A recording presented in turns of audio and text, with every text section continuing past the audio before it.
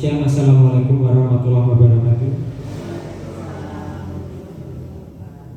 Yang saya hormati Ibu Kepala Sekolah SD Negeri Terawangan 2 dan juga Bapak Ibu Guru serta karyawan-karyawati SD Negeri Terawangan 2. Pertama-tama marilah kita panjatkan puji dan syukur kehadirat Allah Subhanahu wa taala yang telah melimpahkan segala nikmatnya, barokahnya kepada kita semua, sehingga pada siang hari ini kita bisa hadir berkumpul di tempat ini dalam keadaan sehat walafiat. Tidak lupa salawat serta salam kita haturkan kepada junjungan kita Nabi Muhammad Sallallahu Alaihi Wasallam. Semoga kita termasuk umatnya yang mendapat syafaat di hari akhir nanti. Amin.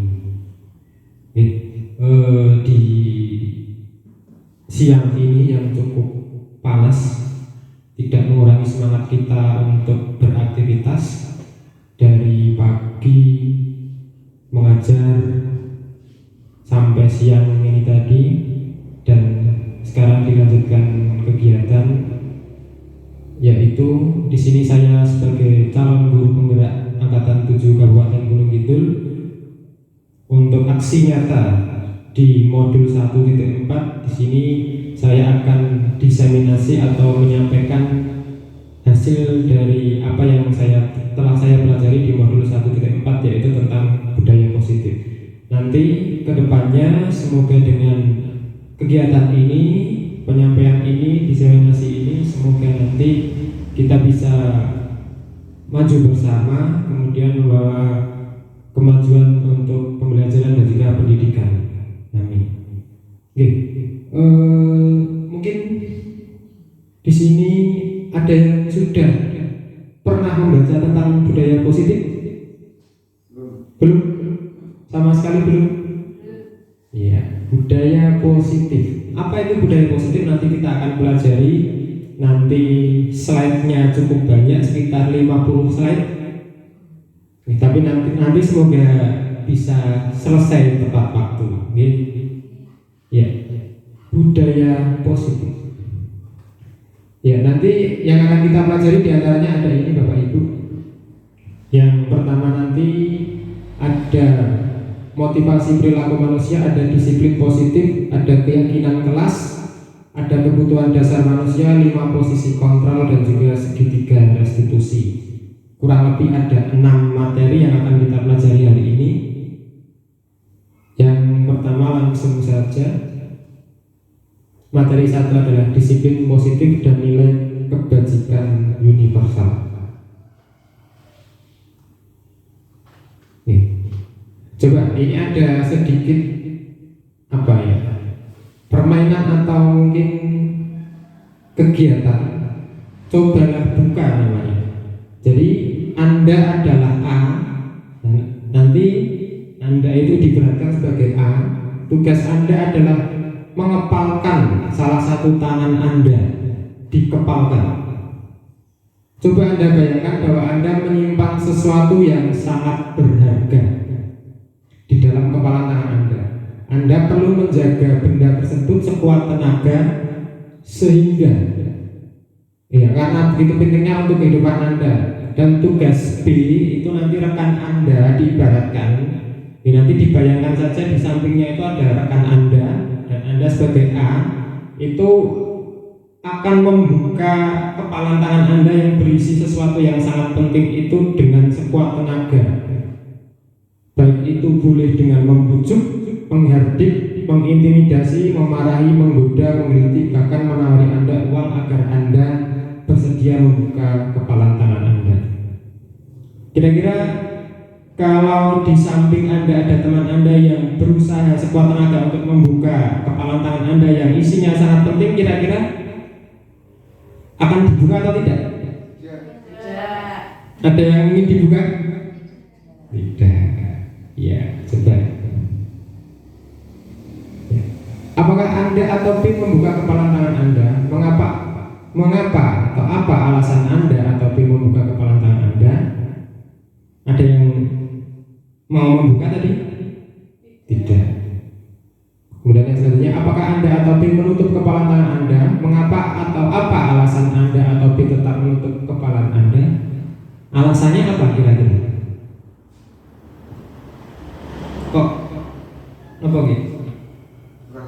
kapak-kapaknya, ditawarin apapun tidak mau membuka. Kira-kira alasannya apa? Tidak mau kehilangan, Pak. Oh iya, tidak mau kehilangan. Mungkin Pak Ali, kenapa Pak Ali? Oh iya, rahasia, iya, amanah bisa. Dalam kegiatan ini sesungguhnya siapa yang memegang kendali atau kontrol untuk membuka atau menutup kepalan tangan? Yang memiliki kontrol untuk membuka siapa?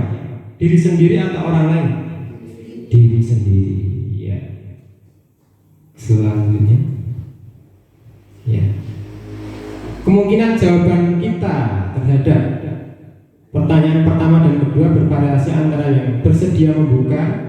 Nah, kalau di sini kebetulan tadi tidak ada yang mau membuka dan yang tetap bertahan menutup kepalan tangannya. Pertanyaan ketiga, siapakah yang sesungguhnya memegang kontrol menutup kepalan tangan atau yang berusaha dengan segala cara untuk membuka kepalan tangan rekannya? Jawabannya tentu kita sendiri yang memegang kontrol atas kepalan tangan kita. Apakah kita membuka atau menutup kepalan tangan kita itu bergantung pada diri kita masing-masing sesuai dengan kebutuhan dasar kita saat itu atau saat ini.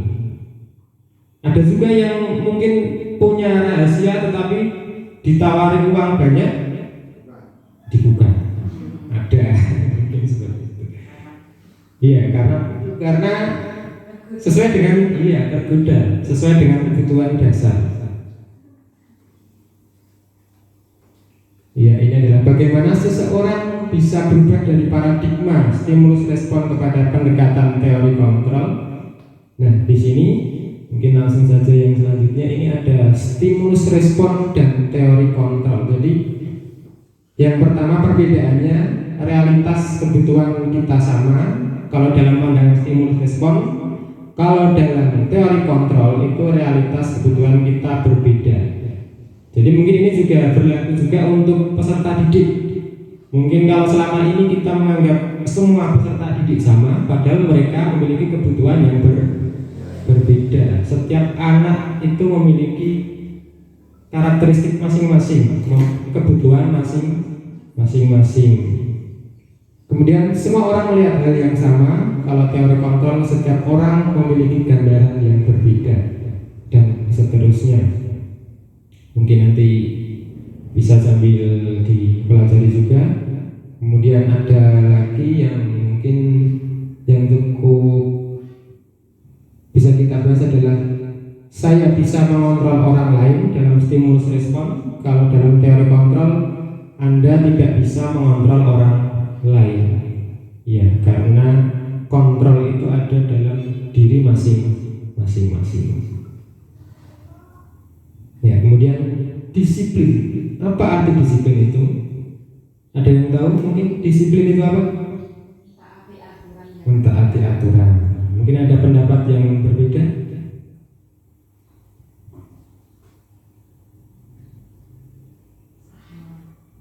Sama? Sama, iya. Kalau dalam pandangan kita, disiplin itu biasanya berkaitan dengan aturan, taat aturan, kepatuhan. Apakah itu memang benar? Ya, agak kecil ya. Terbaca tidak Pak? Terbaca. Ini nanti kalau tidak terbaca pindah ke depan. Iya, ketika mendengar kata disiplin, apa yang terbayang di benak Anda? Apa yang terlintas di pikiran Anda? Ya, ini Dian Goosen dalam bukunya Restructuring School Discipline 2001 menyatakan bahwa arti dari kata disiplin berasal dari bahasa Latin disiplina yang artinya belajar. Arti asli dari disiplin itu adalah belajar. Kata disiplin juga berasal dari akar kata yang sama dengan disciple atau murid atau pengikut. Untuk menjadi seorang murid atau pengikut, seseorang harus paham betul alasan mengapa mereka mengikuti suatu aliran atau ajaran tertentu. Sehingga motivasi yang terbangun adalah motivasi intrinsik bukan ekstrinsik. Motivasinya intrinsik dari dalam dirinya sendiri, bukan ekstrinsik, bukan dari luar motivasinya. Kemudian disiplin diri dapat membuat seseorang menggali potensinya menuju kepada sebuah tujuan sesuatu yang dihargai dan bermakna. Dengan kata lain, disiplin diri juga mempelajari bagaimana cara kita mengontrol diri dan bagaimana menguasai diri untuk memilih tindakan yang mengacu pada nilai-nilai yang kita hargai. Ya, jadi untuk disiplin itu arti sebenarnya adalah belajar untuk mempelajari bagaimana cara mengontrol diri dan bagaimana menguasai diri untuk memilih tindakan yang mengacu pada nilai-nilai yang kita hargai. Itu adalah disiplin. Ya, ini nilai kebajikan universal. Apa itu nilai kebajikan universal? Pakar pendidikan mengartikan disiplin sebagai bentuk kontrol diri, yaitu belajar untuk kontrol diri agar dapat mencapai suatu tujuan mulia.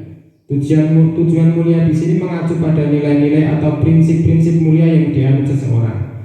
Kita namakan nilai-nilai tersebut sebagai nilai kebajikan atau virtus yang universal. Nah, kita di bidang pendidikan ada nilai kebajikan yang ingin dicapai oleh pendidikan Indonesia saat ini, yaitu yang kita kenal sebagai profil pelajar Pancasila. Jadi banyak institusi, banyak organisasi itu memiliki nilai kebajikan mungkin agak berbeda, tapi untuk pendidikan Indonesia yang ingin dicapai kurang lebih adalah ada 6, yaitu yang tercantum dalam profil pelajar Pancasila. Ya, kemudian kita memasuki materi yang kedua, yaitu teori motivasi, hukuman, dan penghargaan, restitusi. Motivasi perilaku manusia ada 3. Jadi setiap manusia dalam berperilaku ada 3 motivasi yang mendorong seseorang untuk melakukan suatu hal. Yang pertama, untuk menghindari ketidaknyamanan atau hukuman. Mungkin ada di sini yang melakukan sesuatu karena takut dihukum. Pernah? Takut mendapat hukuman? Ya, mungkin sekarang atau mungkin waktu sekolah. Dulu waktu sekolah misalnya waktu SMA itu kan kalau telat apa itu? Gerbang ditutup. Kalau saya sekolah dulu mendapat poin kalau telat. Di poin nanti akumulasi. Nah, itu adalah untuk menghindari ketidaknyamanan atau hukuman. Itu motivasi yang pertama. Kemudian tingkatan di atasnya itu adalah untuk mendapatkan imbalan atau penghargaan. Ada juga yang di sini berperilaku melakukan sesuatu karena ingin mendapat pujian, mungkin ingin mendapatkan hadiah. Ada? Atau pernah mungkin? Pernah ya? Saya juga pernah. Ya, itu adalah yang kedua. Itu ingin mendapatkan suatu pujian atau mungkin penghargaan, hadiah. Itu masuk motivasi yang kedua. Kemudian yang ketiga, itu motivasi yang ketiga adalah menjadi orang yang mereka inginkan dan menghargai diri sendiri dengan nilai-nilai yang mereka percaya. Ya, jadi dari ketiga ini perbedaannya apa? Ada motivasi ekstrinsik atau eksternal dan ada yang internal. Kira-kira yang internal yang muncul dari dalam diri yang nomor berapa? Yang nomor 3. Iya, kalau nomor 1 dan 2 itu sudah jelas, itu motivasinya berasal dari luar, dari lingkungan, dari orang lain, ekstrinsik atau eksternal. Kemudian yang ketiga itu muncul dari dalam diri sendiri. Ya. Kemudian dari ketiga jenis motivasi ini, kira-kira mana yang paling mendasari perilaku murid kita di sekolah? Mungkin di kelas masing-masing itu paling banyak, kira-kira yang mana? Anak-anak itu mengerjakan tugas atau melaksanakan sesuatu itu kira-kira motivasinya karena yang mana? 1 dan 2. Ya, memang di kelas saya juga anak-anak itu motivasi dalam diri sendiri itu belum muncul. Misalnya diminta belajar, Nah, itu nanti akibatnya juga atau dampaknya berbeda, hasilnya berbeda. Belajar karena niat dari dalam diri sendiri dan juga belajar karena dorongan orang lain. Misalnya di rumah dipaksa orang tua untuk belajar, itu hasilnya berbeda. Mungkin disuruh belajar orang tua, kita di depan buku, tapi tidak tahu pikirannya kemana-mana. Itu ini adalah motivasi perilaku manusia. Kemudian ini, sebelum kita membahas lebih mendalam tentang penerapan restitusi, kita perlu bertanya dulu, adakah perbedaan antara hukuman dan konsekuensi? Ada tidak? Hukuman dan konsekuensi sekilas hampir sama, atau memang sama? Tidak. Kira-kira apa bedanya?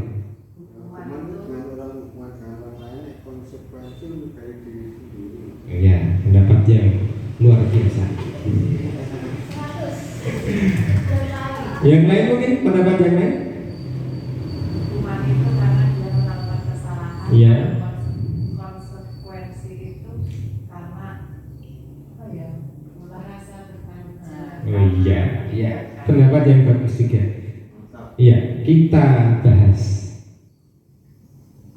Sebenarnya hampir betul juga. Jadi hukuman itu bersifat tidak terencana atau tiba-tiba. Anak atau murid tidak tahu apa yang akan terjadi dan tidak dilibatkan. Hukuman bersifat satu arah dari pihak guru yang memberikan, dan murid hanya menerima suatu hukuman tanpa melalui suatu kesepakatan atau pengarang dari pihak guru. Jadi di sini kalau hukuman itu lebih bagaimana ya? Hanya satu arah. Jadi sepihak. Misalnya guru, kamu tidak mengerjakan tugas, kamu harus apa misalnya. Belum ada kesepakatan terlebih dahulu. Beda dengan konsekuensi. Disiplin dalam bentuk konsekuensi sudah terencana atau sudah disepakati, sudah dibahas dan disetujui oleh murid dan guru. Umumnya bentuk konsekuensi dibuat oleh pihak guru, dan murid sudah mengetahui sebelumnya konsekuensi yang akan diterima bila ada pelanggaran. Monggo, Bu Vivi. Ya. Coba ini Bapak Ibu. Mungkin kurang besar, tak besar lagi. Minus plus.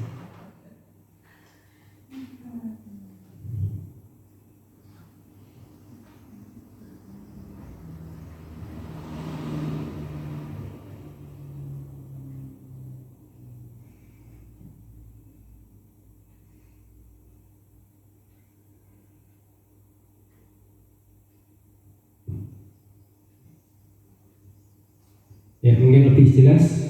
Nah, di sini ada contoh 5 pernyataan. Coba Bapak Ibu perhatikan dan mungkin bisa dilihat mana yang konsekuensi, mana yang hukuman.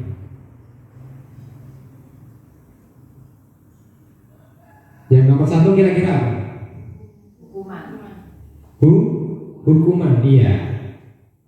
Nomor 2 konsekuensi. Nomor 3 hukuman. Nomor 4 konsekuensi. Nomor 5 apa? Konsekuensi. Kita lihat jawabannya betul atau tidak.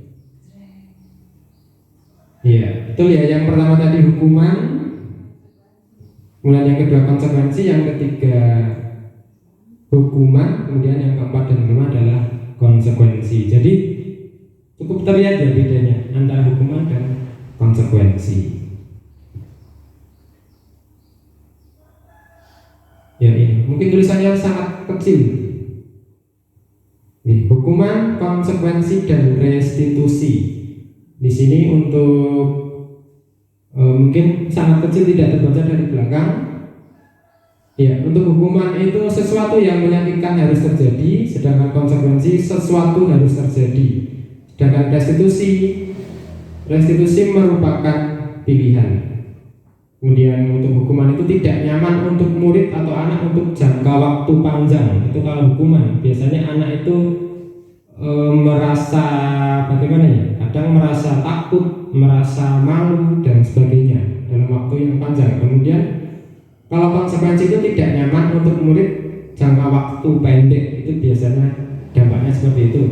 Kalau restitusi merupakan untuk menguatkan untuk murid atau anak dalam jangka waktu yang panjang. Kemudian hukuman, korban mendapatkan keadilan, konsekuensi itu korban bisa diabaikan. Untuk restitusi, korban mendapat ganti. Kemudian untuk hukuman, murid atau anak akan tersakiti, konsekuensi murid atau anak dibuat tidak nyaman. Kemudian restitusi, murid atau anak mendapat penguatan. Seperti itu. Dan mungkin saya tekankan untuk yang paling bawah itu, untuk hukuman itu contoh apa ya, perkataan itu misalnya peraturannya adalah apa, misalnya kamu harus, misalnya peraturannya adalah tidak boleh melakukan hal apa, kamu harus melakukan ini, itu misalnya itu adalah contoh hukuman. Sedangkan kalau konsekuensi itu apa peraturannya, jadi ada dialog, ada apa ya, tidak satu arah. Apa peraturannya, mampukah kamu melakukannya, terima kasih. Jadi ada dialog dan bukan hanya satu arah. Kemudian restitusi adalah apa yang kamu yakini, apa yang bisa kamu lakukan untuk memperbaiki masalah ini misalnya. Jadi restitusi itu nanti adalah lebih apa ya, tingkatannya lebih tinggi, dan biasanya itu dalam budaya positif diterapkan untuk restitusi. Ya, apa itu restitusi? Restitusi adalah proses kolaboratif yang mengajarkan murid untuk mencari solusi untuk masalah dan membantu murid berpikir tentang orang seperti apa yang mereka inginkan dan bagaimana mereka harus memperlakukan orang lain. Restitusi membantu murid menjadi lebih memiliki tujuan, disiplin positif, dan memulihkan dirinya setelah berbuat salah. Ya, ini untuk ciri-ciri restitusi. Yang pertama, bukan untuk menebus kesalahan, namun untuk belajar dari kesalahan. Kemudian memperbaiki hubungan, tawaran bukan paksaan. Kalau hukuman tadi lebih memaksa, ada paksaan. Kemudian restitusi menuntut untuk melihat ke dalam diri. Restitusi mencari kebutuhan dasar yang mendasari tindakan. Restitusi diri adalah cara yang paling baik. Restitusi fokus pada karakter bukan tindakan. Kemudian restitusi fokus pada solusi. Restitusi mengembalikan murid yang berbuat salah pada kelompoknya. Ya, seperti itu untuk materi 1. Materi 2, sekarang kita materi 3, yaitu keyakinan kelas. Ya, mungkin selama ini kita lebih untuk di kelas itu peraturan kelas ya bentuknya ya. Jadi kalau dalam budaya positif yang saya pelajari itu bentuknya bukan peraturan kelas, tetapi keyakinan kelas. Contohnya, misalnya ada sebuah pertanyaan, mengapa kita memiliki peraturan tentang penggunaan helm pada saat mengendarai kendaraan roda 2 atau motor? Jawabannya, karena untuk keselamatan. Ya, tapi ada juga memakai helm karena mematuhi aturan atau karena ada polisi, bisa juga. Kemudian, mengapa pada saat pandemi kita memiliki peraturan tentang penggunaan masker, mencuci tangan dengan sabun dan menjaga jarak? Kemungkinan jawabannya adalah karena menjaga kesehatan atau keselamatan. Nah, jadi ini untuk jawaban seperti itu merupakan keyakinan yang muncul dari dalam diri masing-masing. Nah, ini nilai keselamatan dan kesehatan atau kesehatan inilah yang kita sebut sebagai suatu keyakinan. Jadi berbeda dengan peraturan atau tadi misalnya memakai helm karena taat aturan, karena ada polisi. Nah, kalau karena seperti ini, itu muncul dari dalam dirinya sendiri, yaitu nilai kebajikan universal yang disepakati secara tersirat dan tersurat, lepas dari latar belakang suku, negara, bahasa maupun agama. Nilai-nilai kebajikan menekankan pada keyakinan seseorang akan lebih memotivasi seseorang dari dalam seseorang akan lebih tergerak dan bersemangat untuk menjalankan keyakinannya daripada hanya sekedar mengikuti serangkaian peraturan tertulis tanpa makna. Itu adalah keyakinan dari dari keyakinan yang muncul dari dalam diri sendiri. Nah, ini adalah pembentukan keyakinan sekolah atau kelas, agak kecil tapi semoga terbaca. Jadi keyakinan kelas bersifat lebih abstrak daripada peraturan. Biasanya kalau peraturan itu lebih rinci dan konkret, tapi kalau keyakinan kelas itu nanti lebih bersifat abstrak dan cakupannya lebih luas. Ya, kemudian untuk keyakinan kelas berupa pernyataan-pernyataan universal. Pernyataan keyakinan kelas senantiasa dibuat dalam bentuk positif. Keyakinan kelas hendaknya tidak terlalu banyak sehingga mudah diingat dan dipahami oleh semua warga kelas. Jadi keyakinan kelas itu tidak terlalu banyak agar mudah dipahami dan juga diterapkan. Mungkin 5, 7 dan sebagainya, tidak terlalu banyak. Kemudian keyakinan kelas sebaiknya sesuatu yang dapat diterapkan di lingkungan tersebut. Semua warga kelas hendaknya ikut berkontribusi dalam pembuatan keyakinan kelas lewat kegiatan curah pendapat. Kemudian bersedia meninjau kembali keyakinan kelas dari waktu ke waktu. Jadi tidak mungkin nanti berganti waktu keyakinan kelas bisa berbeda, bisa berkembang seperti itu. Nah, ini contohnya, tapi memang sangat kecil, mohon maaf. Misalnya ini adalah contoh kelas 1. Keyakinan kelasnya setiap anggota kelas perlu belajar. Itu kan cukup luas ya.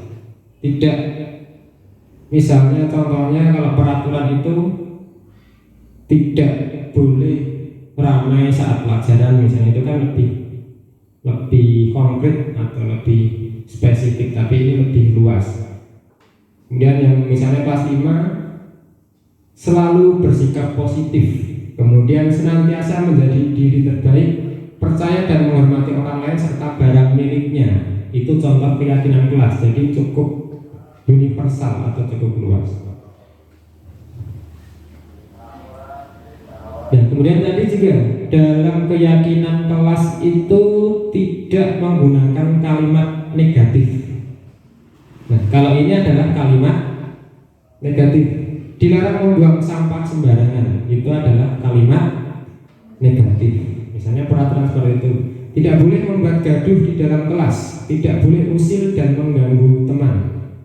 Kira-kira kalau dibuat kalimat yang positif, yang pertama itu bagaimana? Dilarang membuang sampah sembarangan. Membuang sampah pada tempatnya bisa, atau mungkin yang lebih universal lagi, lebih luas, Terima kasih sudah membuang sampah. bisa, atau juga bisa dengan menjaga kebersihan atau peduli lingkungan. Itu lebih universal. Kemudian tidak boleh membuat gaduh di dalam kelas, itu kalimat negatif, bisa diganti dengan menjaga ketenangan. Menjaga ketenangan bisa.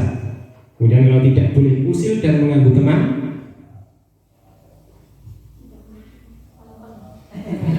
iya, harap tenang. Tidak boleh usil dan mengganggu teman itu bisa juga misalnya menghormati atau saling menghormati. Saling menghormati juga bisa, saling menghargai. Ya, ini contohnya. Mungkin nanti kalimatnya bisa berbeda, tidak harus sama. Selalu menjaga kebersihan, menjaga ketenangan dan suasana kondusif, saling menghormati dengan teman. Jadi itu kalimatnya positif.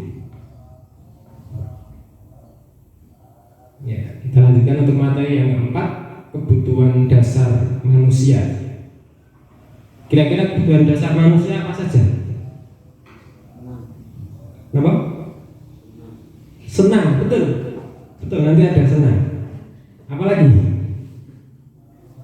Apa? Kalau manusia makan itu untuk apa?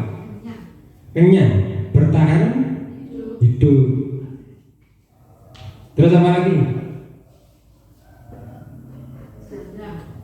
Sandang, ya. Sandang, pangan, papan. Ya, ini ada pertanyaan pemantik. Ibu Ambar, guru wali kelas 2A, double kelasnya, kelas 2A di SD Pelita Hati, sedang bingung menghadapi ulah salah satu murid di kelasnya, yaitu Doni. Beberapa anak di kelas 2A telah datang padanya dan mengeluhkan Doni yang seringkali meminta bekal makan siang mereka dengan paksa. Jika Anda menghadapi situasi seperti Ibu Ambar, apa yang akan Anda lakukan? Menurut Anda, kira-kira apa alasan Doni melakukan hal itu? Kenapa kira-kira? Kalau menjadi Ibu Ambar kira-kira bagaimana? Bagaimana? Bulan kira-kira? Menasihati, ya bisa. Mungkin yang lain? Menasihati Doni dan orang tuanya. Menasihati. Orang tuanya juga memberikan bekal, ya bisa. Ada lagi, Bu Pani? Menasihati teman-teman supaya mau berbagi sama Doni. Oh iya, bisa berbagi, ya, dan juga tidak meminta dengan paksa. Kemudian, menurut Anda, kira-kira apa alasan Doni melakukan itu? Kira-kira kenapa kok Doni ini meminta bekal makan siang mereka dengan paksa? Kira-kira kenapa? Karena lapar dan tidak membawa itu. Karena lapar tidak membawa bekal, bisa. Penginan, bisa. Bahkan mungkin iseng bersenang jalui padahal ya tidak lapar orangnya, bisa. Ya, kita coba lihat.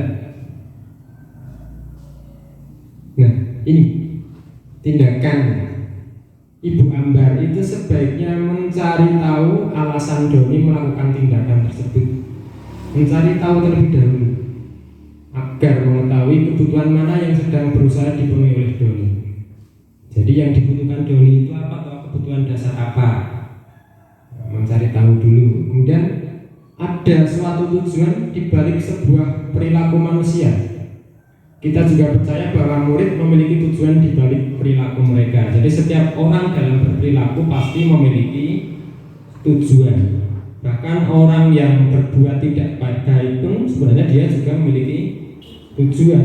Misalnya ada orang mencuri, itu juga ada tujuan. Mereka memiliki tujuan.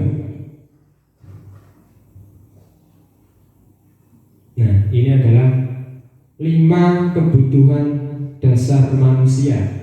Tadi Pak Ali sudah tepat sekali. Yang pertama tadi adalah senang, kesenangan. Kebutuhan untuk merasa senang. Siapa manusia yang tidak ingin senang? Apa pengen susah terus? Kan tidak. Nah, itu adalah kebutuhan dasar manusia. Kesenangan. Kemudian ada penguasaan. Kebutuhan pengakuan atas kemampuan. Bisa pengen menguasai, misalnya merasa dirinya paling hebat, misalnya ingin menguasai atau mungkin mendominasi teman-temannya, itu bisa penguasaan. Kemudian ada kasih sayang dan rasa diterima. Setiap orang juga memiliki kebutuhan dasar tentang kasih sayang. Kemudian ada kebebasan akan pilihan, kebutuhan akan pilihan, menentukan pilihan, kebebasan, kemudian bertahan hidup. Ya, kira-kira untuk peristiwa yang terjadi pada Doni tadi kira-kira masuk yang mana? Coba itu.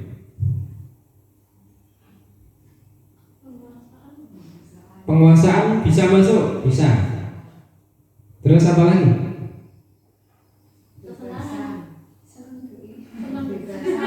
Kesenangan bisa. Senang. Iya, kan itu kesenangan bisa. Senang jadi konco pengen ngerasake misalnya masakannya atau bekalnya, pengen merasakan, ingin merasa senang, bisa. Bertahan hidup bisa. Ada lagi yang bisa masuk? Kebebasan. Bisa, kebebasan. Kasih sayang. Kesenangan sudah. Gimana Bu yang tadi kasih sayang? Iya, diperhatikan. Butuh perhatian. Butuh perhatian dari teman-temannya. Dan guru juga mungkin. Iya, jadi kalau ini misalnya seperti ini, biasanya murid itu mungkin kalau di rumah kurang perhatian atau kasih sayang dari orang tua. Jadi anak itu memang kalau misalnya banyak terjadi anak yang mungkin ditinggal orang tuanya itu kurang kasih sayang di sekolah, juga terkadang iya melampiaskan dengan apa ya, kebutuhan kasih sayang itu kepada orang lain. Mungkin istilahnya kayak apa ya, mencari perhatian, kemudian ingin diperhatikan oleh guru, oleh temannya. Itu terkadang mereka kadang usil dan suka atau mungkin mengganggu temannya. Itu sering terjadi juga. Nah, ini juga ada sebuah sebuah peristiwa, sebuah kasus. Bimo itu seorang anak TKB selalu berlari keluar kelas menuju jalan raya di depan sekolahnya yang ramai dengan kendaraan. Tingkahnya membuat guru Bu Ani bingung dan seringkali lari mengejarnya. Ada beberapa kemungkinan jawaban yang diberikan Bimo. Jadi mungkin gurunya bertanya, kenapa kamu melakukan itu? Kemudian ada beberapa jawaban yang bisa diberikan Bimo. Kemudian bisa kita identifikasi kebutuhan yang ingin dipenuhi oleh Bimo jika respon Bimo seperti di bawah ini. Aku senang main kejar-kejaran dengan ibu guru, seru. Itu kira-kira kebutuhan dasar yang mana? Yang masih ingat tidak yang tadi? Yang mana? Kesenangan. Ya, untuk jawaban yang pertama, aku senang main kejaran dengan ibu guru, seru. Itu untuk memenuhi kebutuhan dasar kesenangan. Kemudian yang kedua, ibu kejar aku karena ibu guru sayang aku, misalnya. Itu kebutuhan perhatian, kasih sayang dan rasa diterima. Kalau yang ini, aku hebat kan bisa bikin ibu guru kejar aku. Apa ini?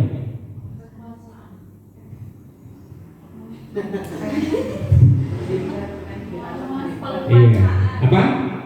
Penguasaan, ingin diakui atas kehebatannya atau kemampuannya. Oh, aku hebat bisa bikin ibu guru lari-lari mengejar aku, misalnya. Ya, mungkin nanti bisa juga diceritakan di kelas masing-masing contoh dari ini. Misalnya, oh murid saya misalnya siapa? Mervan misalnya. Mervan perilakunya seperti ini, terkadang seperti ini. Setelah kita tahu kebutuhan dasarnya itu apa, itu nanti kita bisa tahu. Walaupun memang cukup butuh waktu juga, karena ya kita di sekolah kan juga waktunya cukup terbatas, mungkin dari jam 7 sampai sekitar jam 12 atau jam 1. Ya, jadi untuk mengenali apa kebutuhan dasarnya memang tidak mudah. Kemudian yang keempat, aku bosan belajar mewarnai terus di dalam kelas. Apa? Kebebasan, betul. Jadi ini kebebasan. Kebebasan mungkin pengen belajar di luar kelas atau diajak keliling komplek misalnya, atau belajar di halaman dan sebagainya. Ini adalah kebebasan. Ya, ini. Tadi yang pertama, aku senang main kejar-kejaran dengan ibu guru, seru. Itu kesenangan. Kemudian yang kedua, ibu kejar aku karena ibu guru sayang aku. Itu kasih sayang dan rasa diterima. Kemudian aku hebat kan bisa bikin ibu guru kejar aku. Itu penguasaan. Aku bosan belajar mewarnai terus di dalam kelas. Itu kebebasan. Ya, ini kemudian untuk materi selanjutnya, 5 posisi kontrol. Ya.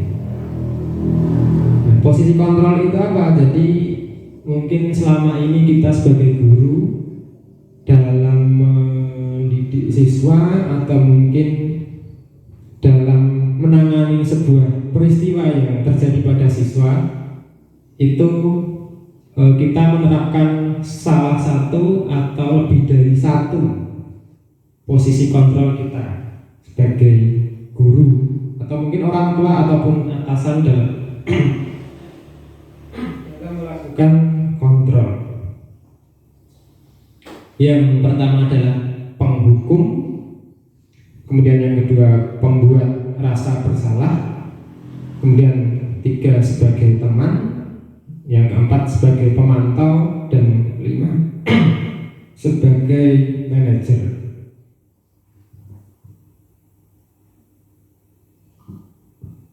Ini terbaca? Bu Bibin terbaca? Terbaca. Kalau saya malah tidak terbaca.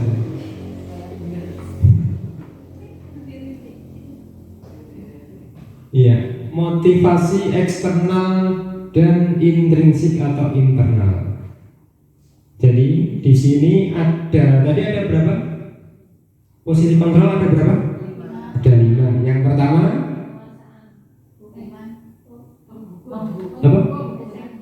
Menghukum atau penghukum, pembuat rasa bersalah, teman, pemantau, dan manajer. Ada 5. Iya. Nah, kita lihat diri kita selama ini masuk di posisi yang mana? Iya, misalnya penghukum. Guru berbuat apa dalam penghukum itu? Misalnya menghardik, menunjuk-nunjuk, menyakiti, dan menyindir.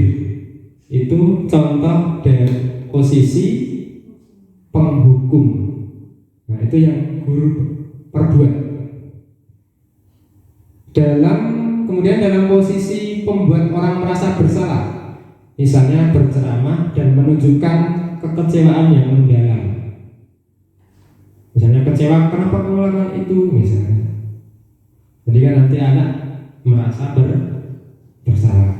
Kemudian posisi yang ketiga yaitu sebagai teman, membuatkan alasan-alasan untuk muridnya. Jadi sebagai teman itu seperti berusaha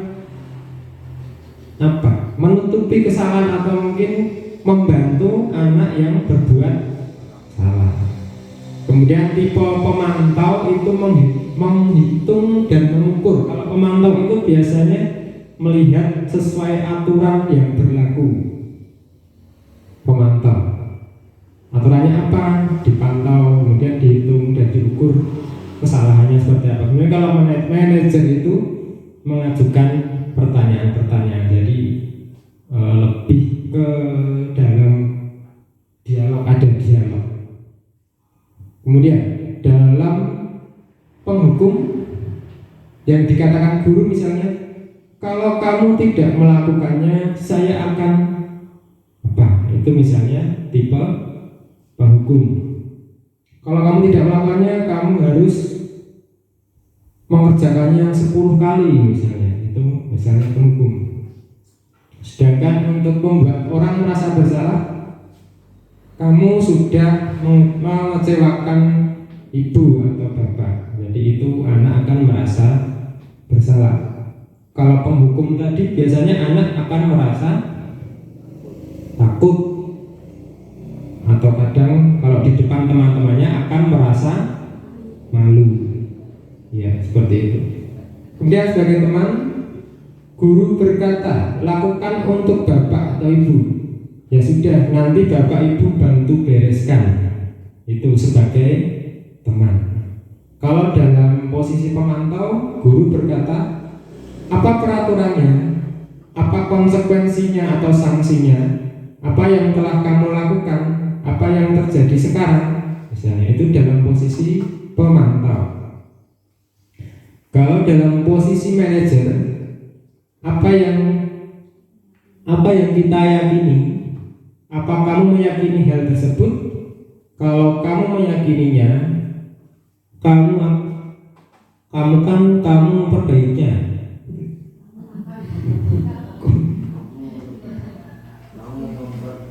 Kalau kamu meyakininya kamu kan, ini maukah kamu memperbaikinya, masalah ketik ini.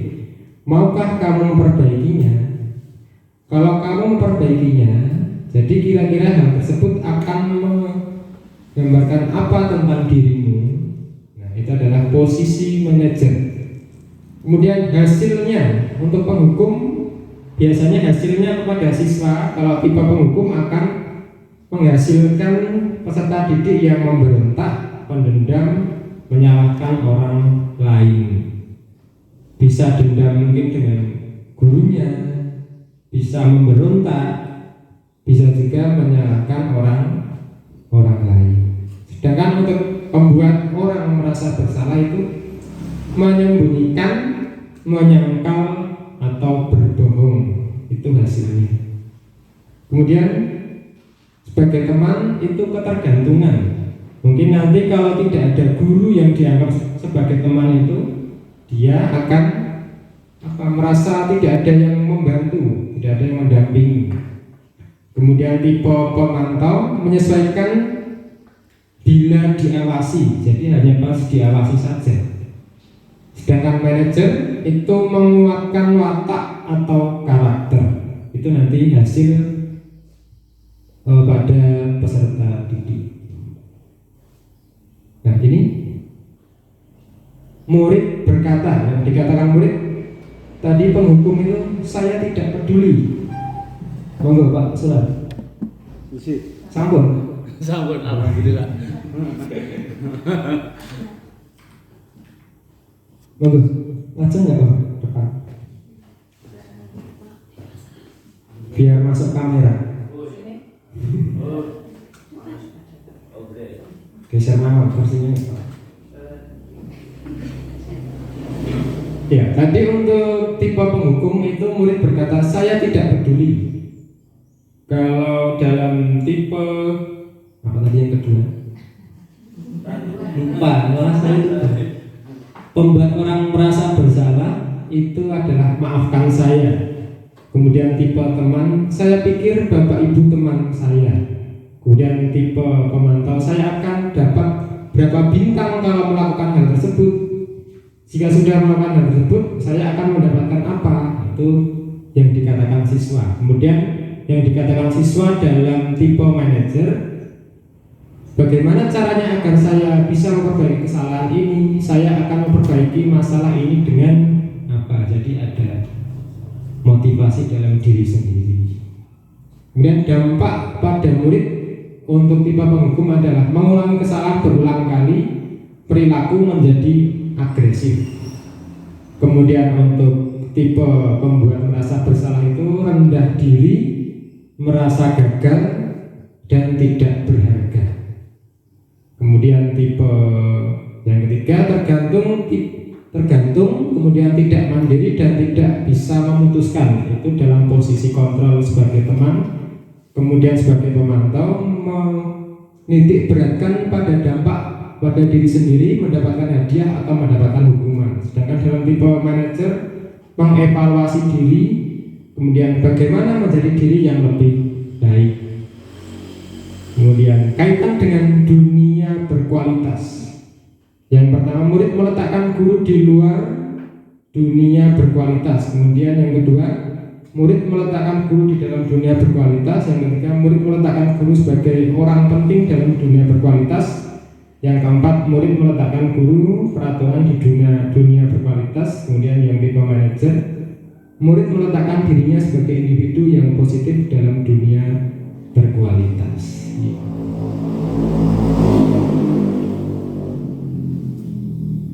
Nah, coba ini tadi sudah kita pelajari posisi kontrol, ada 5 ya Pak Sular. Posisi kontrol sebagai guru itu yang pertama sebagai penghukum. Oh ya, tak ulangi sebentar.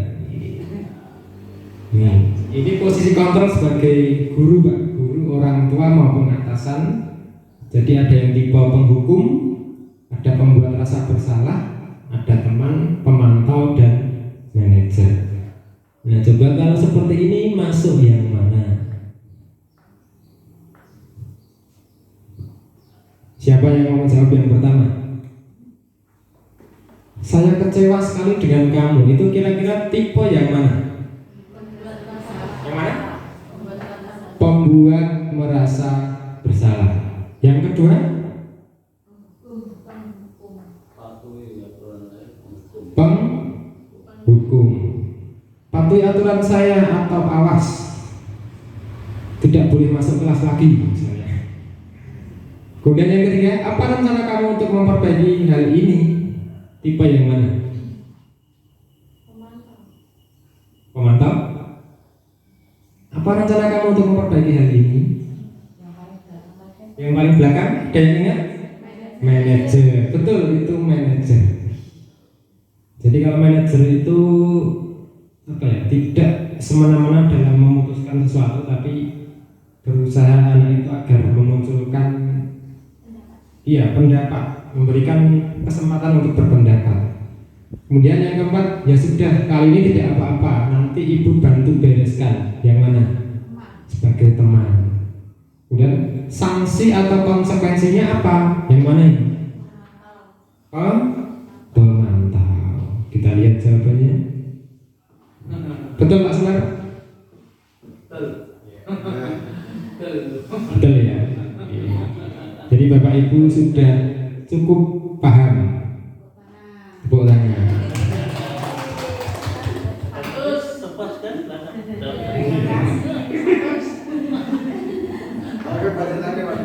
Pak Untung sudah paham? Ada berapa posisi Pak Untung? Sudah 5. Iya, kemudian ini materi yang terakhir, segitiga restitusi. Apa itu restitusi? Itu apa? Ya, restitusi adalah proses menciptakan kondisi bagi murid untuk memperbaiki kesalahan mereka sehingga bisa kembali pada kelompok mereka dengan karakter yang lebih kuat. Kemudian, sedangkan segitiga restitusi adalah sebuah tahapan untuk memudahkan para guru dan orang tua dalam melakukan proses untuk menyiapkan anaknya untuk melakukan restitusi. Ya, dan ini adalah segitiga restitusi. Kurang besar betul? Sudah besar.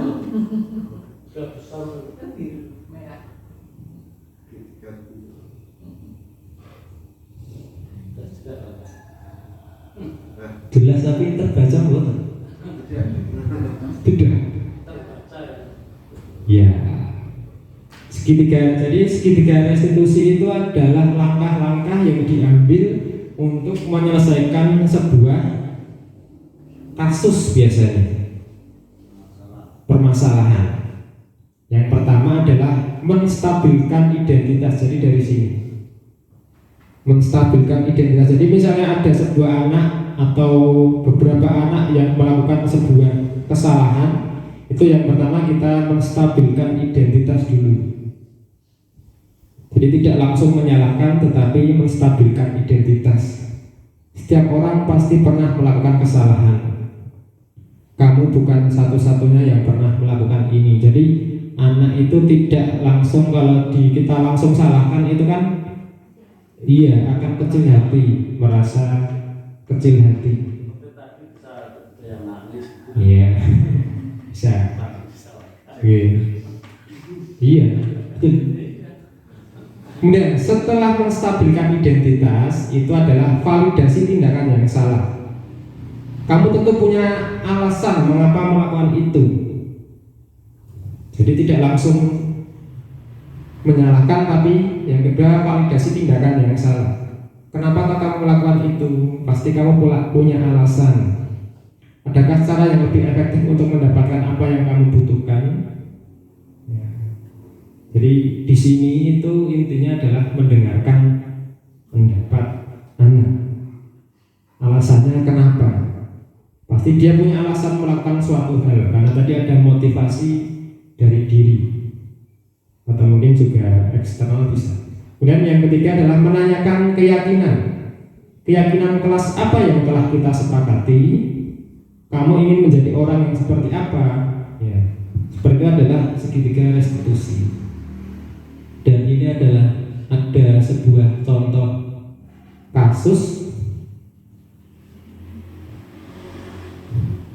bisa dibaca? Bisa. Guru matematika dan wali kelas 8, Ibu Santi, sakit sehingga tidak dapat masuk dan mengajar. Akhirnya dicarikan guru pengganti, Ibu Eni, baru 2 tahun menjadi guru SMP.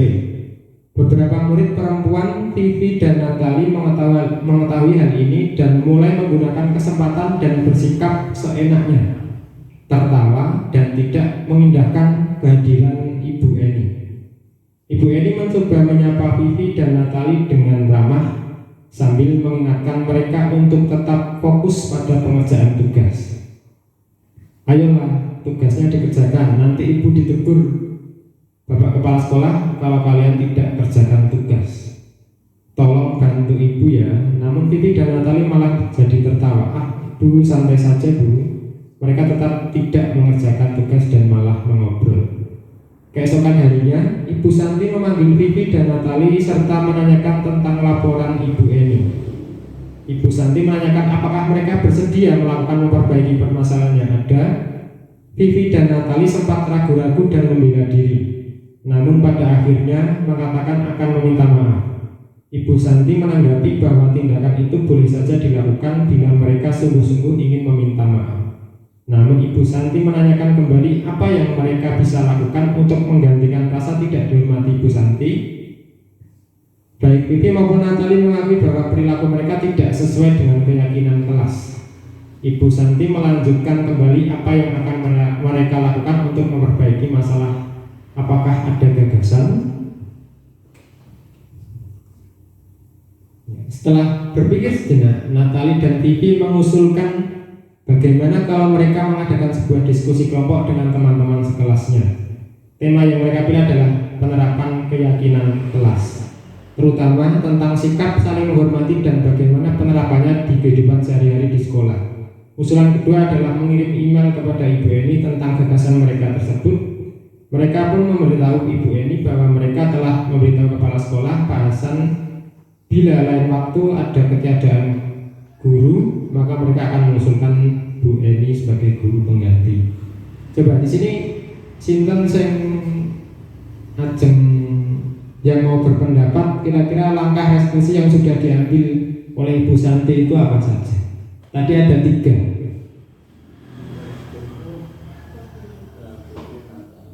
Ada 3 langkah dalam memecahkan suatu permasalahan atau sebuah kasus. Nah, dalam kasus ini apakah ketiganya sudah masuk atau belum? Kalau masuk, kira-kira di bagian yang mana? Ya, coba Bu. Utarakan ya. Yang validasi sudah ada, yang itu loh tadi menanyakan. Intinya gini, yang apa yang kamu lakukan itu benar apa salah, intinya itu tadi ada kayaknya yang di bawah. Validasi tindakan yang salah. Mungkin yang lain monggo.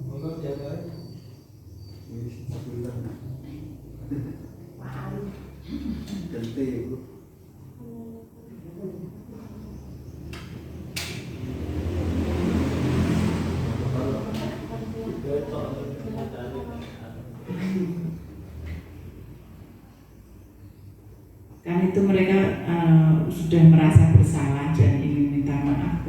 Iya. Yang lain Monggo.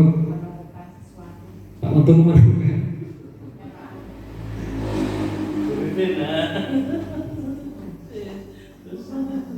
Ada 3 tadi. Menstabilkan identitas yang pertama, kemudian validasi tindakan yang salah, kemudian menanyakan keyakinan. Tadi Bu ini sudah. Tadi 1 nih Bu. Iya. Iya, bersungguh-sungguh ingin meminta maaf, itu bisa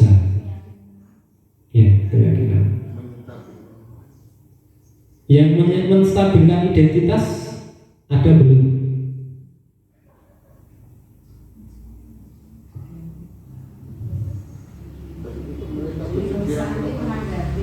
Ya, ya ini bisa. Ini masuk sebenarnya masuk yang menstabilkan identitas.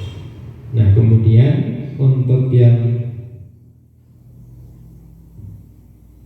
validasi tindakan yang salah ada.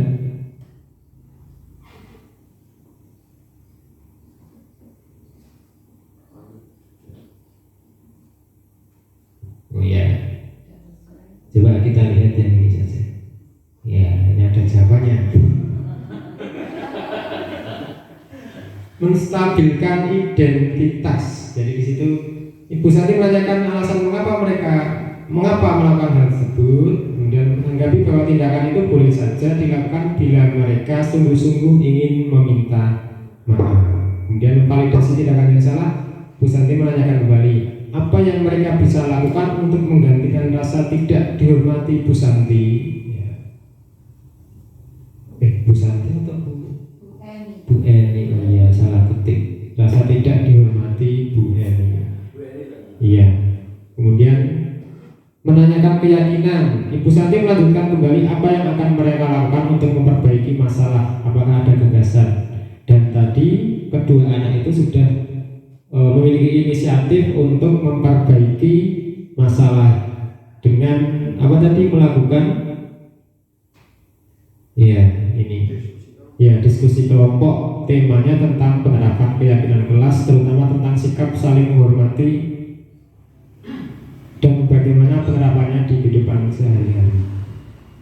Itu adalah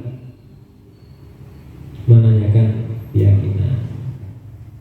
Ya, dan ini tadi untuk materi sudah selesai, ada 6 tadi.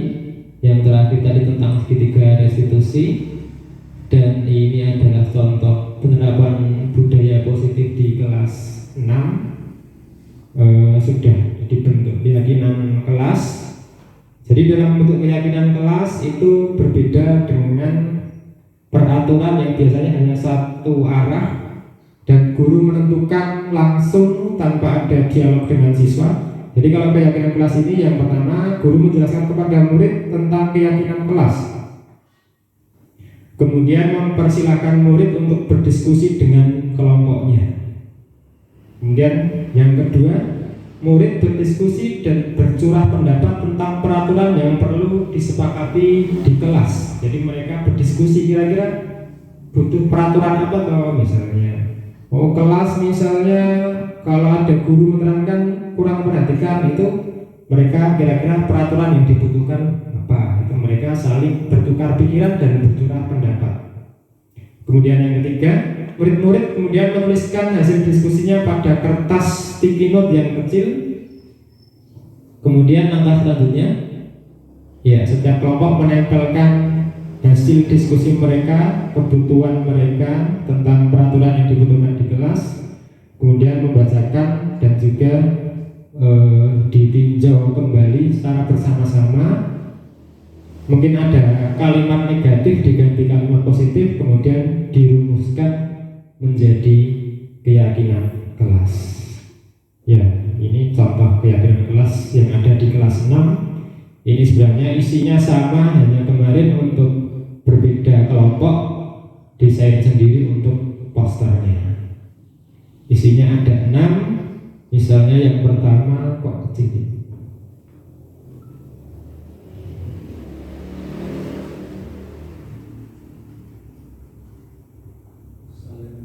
Ya, saling menghormati, menjaga ketenangan dan ketertiban, peduli lingkungan, jujur dan amanah, bertakwa kepada Tuhan Yang Maha Esa, kemudian bertanggung jawab. Itu contoh keyakinan kelas yang ada di kelas 6. Dan ini contoh budaya positif yang sudah diterapkan. Ada bertanggung jawab, ada peduli lingkungan, menjaga kebersihan, ada saling menghormati, ada piket kelas. Ini ini juga bertanggung jawab mengembalikan ke tempat yang disediakan, kemudian ada bertakwa tadi, dan juga saling menghormati, tidak membeda-bedakan antar teman. Itu adalah contoh penerapannya. Ya, mungkin ada yang ditanyakan terlebih dahulu. Jadi kita sudah belajar ada 6 materi. Ada 6 materi, mungkin ada yang ditanyakan? Ya, yang pertama tadi kita sudah belajar tentang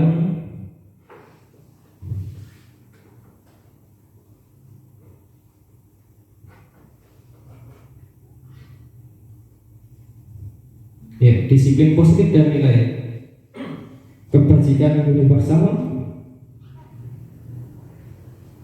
Kemudian yang kedua kita belajar tentang teori motivasi, hukuman dan penghargaan, restitusi. Kemudian yang ketiga keyakinan kelas. Yang selanjutnya tentang kebutuhan dasar manusia. Kemudian posisi kontrol, ada 5 tadi, masih ingat? Penghukum, pembuat merasa bersalah, teman, pemantau, dan manajer. Betul. Manajer yang paling diingat. Ya, itu yang kalau diistilahkan yang paling sempurna, manajer. Kemudian yang materi selanjutnya adalah segitiga restitusi. Ada 3 tadi. Apa? Stabilitas apa itu? Menstabilkan identitas. Kemudian validasi tindakan yang salah. Yang ketiga, menanyakan keyakinan. Gitu. Sudah pada paham belum?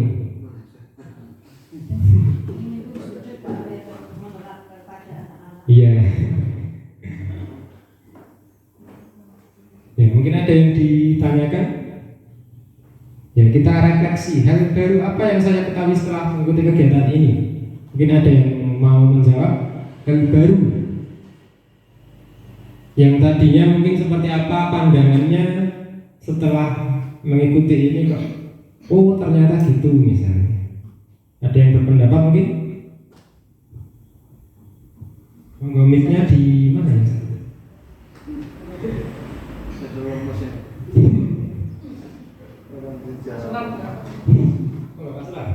Jadi lebih paham antara tadi itu mendapatkan hukuman dan konsekuensi. Iya, perbedaan antara hukuman dan konsekuensi. Oke. Ada yang lain hal baru yang didapatkan? Oke.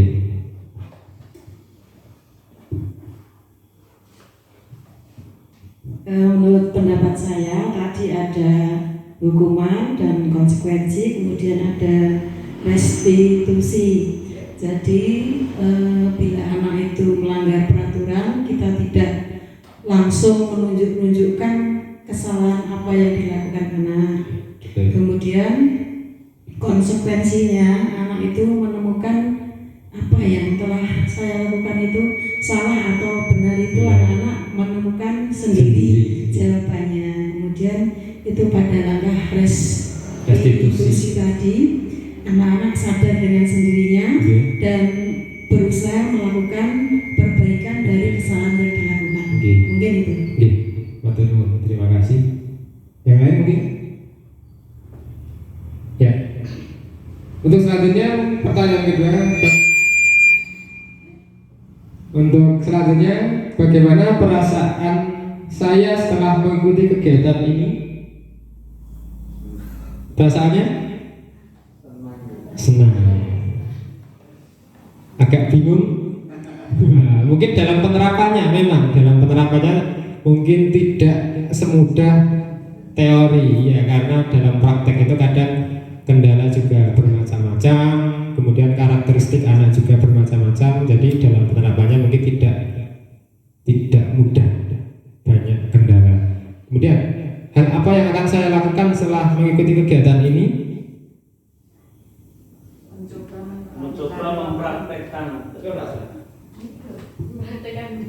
setelah menerima kegiatan seperti ini, kita sebagai guru itu harusnya kita mencoba mempraktekkan kegiatan sehari-hari dalam kegiatan belajar mengajar menggunakan sistem seperti itu, Pak Ibu. Matur nuwun. Kedepannya semoga anak menjadi lebih baik lagi. Nggih. Ada lagi? Bulan? Sudah. Iya. Nggih, kalau sudah demikian tadi penyampaian diseminasi saya apa yang telah saya dapatkan dalam program guru penggerak ini di modul 1.4 tentang budaya positif. Semoga nanti dengan adanya kegiatan seperti ini bisa menambah wawasan saya dan juga Bapak Ibu guru semua demi kemajuan pembelajaran dan juga pendidikan. Amin. Mungkin oke. Usul pada Bapak Eko Ardianto, mudah-mudahan tidak hanya sekali ini kita pemberian sosialisasi pada guru-guru kami yang tercinta ini. Terima kasih. Oke. Insya Allah nanti mungkin bulan depan, Pak.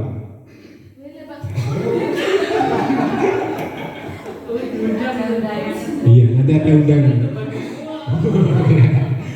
Oke, terima kasih Pak Selera atas usulannya. Semoga nanti saya bisa terus mengimbaskan, membagikan materi atau ilmu yang saya dapatkan kepada Bapak Ibu semua, dan saya juga selalu meminta masukan, saran, dan juga apabila Bapak Ibu semua memiliki materi lain, ilmu lain bisa juga dibagikan